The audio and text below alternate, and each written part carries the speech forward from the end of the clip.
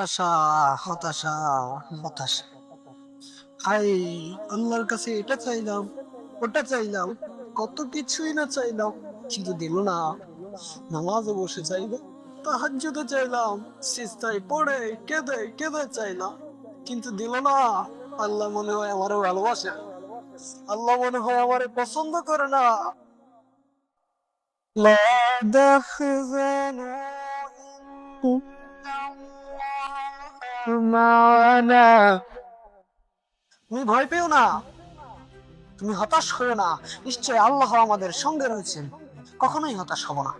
সবর করব, কারণ আমরা তো জানি আমাদের রব বলেছেন ইন্না মা'আল উসরি ইউসরা, নিশ্চয় কষ্টের পরেই স্বস্তি আছে।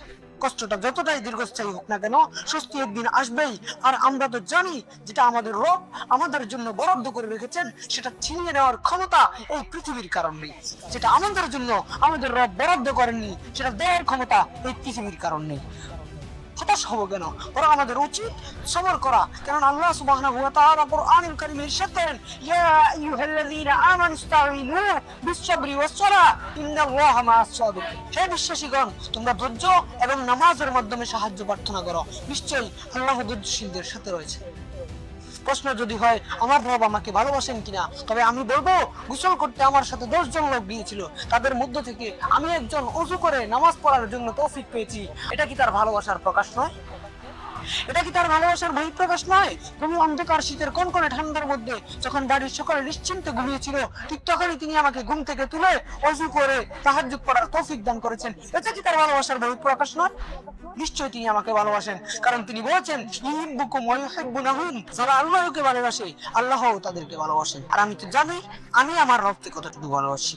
হতাশ হওয়ার কোনো কারণ নেই। যদি আমার দোয়া কবুল না হয়, তবে আমাকে ভেবে নিতে হবে আমি যেটা চেয়েছি সেটা আমার জন্য উত্তম নয়, যেটা আমি চেয়েছিলাম সেটা আমার জন্য উত্তম ছিল না, এজন্যই তিনি আমাকে সেটা দেননি। কারণ আল্লাহ সুবহানাহু ওয়া তাআলা বলেন, আয়াসা আন তুহিব্বু শাইআন ওয়া হুয়া শাররুন লাকুম ওয়াল্লাহু ইয়ালামু ওয়া আনতুম লা তা'লামুন। তোমরা যা পছন্দ করো সম্ভবত তা তোমাদের জন্য অকল্যাণকর, আল্লাহ জানেন, তোমরা তা জানো। ইতিহাসের এমন সব রোমাঞ্চকর ও অজানা রহস্য জানতে সাবস্ক্রাইব করতে পারেন। ভালো লাগলে লাইক, শেয়ার করে কমেন্টে আপনার মতামত রাখতে পারেন। এবং দোয়া রইল, দেখা হবে আগামী ভিডিওতে। আল্লাহ হাফেজ।